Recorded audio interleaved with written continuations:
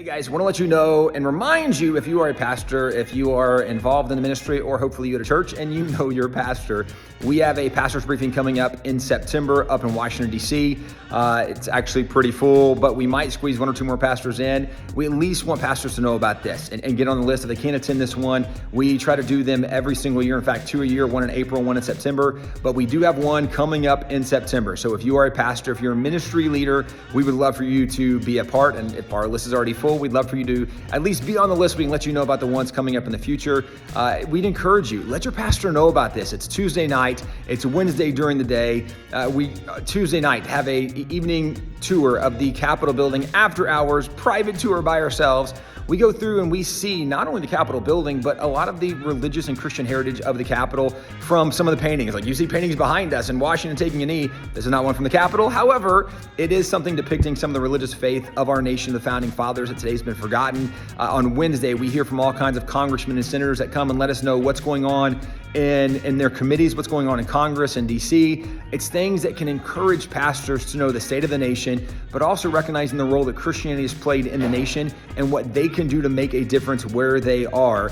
For more information, go to the WallBuilders website, look for Pastor's Briefing coming up in September. But again, we do it every year. April and September is when we have these briefings. And maybe if you talk to your pastor and your pastor's, man, I don't know if we can afford this, maybe you can offer to help sponsor your pastor to come. This is something we need more and more Christians, more and more pastors who recognize the importance of the biblical foundation of America and the necessity of restoring that foundation.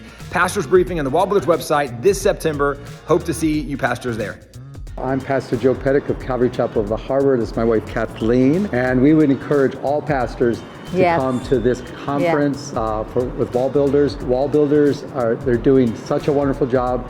We were so blessed these last 2 days, and I don't know about you, but it was wonderful. We learned a lot, and we're encouraged. And we would highly recommend for all pastors and pastors' wives. That was another blessing, that not just the pastors, but the pastors' wives could come to this. What would you say? It was just phenomenal. We do the Constitution class with WallBuilders at our church twice a year. And so we were super excited to be able to come here. But yeah, we would encourage pastors, please, and don't be afraid. Don't hide behind the pulpit.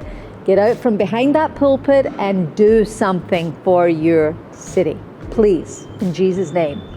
For me, as being a pastor, I think other pastors should be here, especially Black pastors, because we get an opportunity to get a more in-depth understanding of what the American history really is, and for other Christians to be able to come to really understand that congressmen and congresswomen are actually faith-based. Hey, this is Will Hobbs, a minister from Texas, and I came to the WallBuilders Pastors Briefing here in Washington, D.C. I think more pastors need to come to this.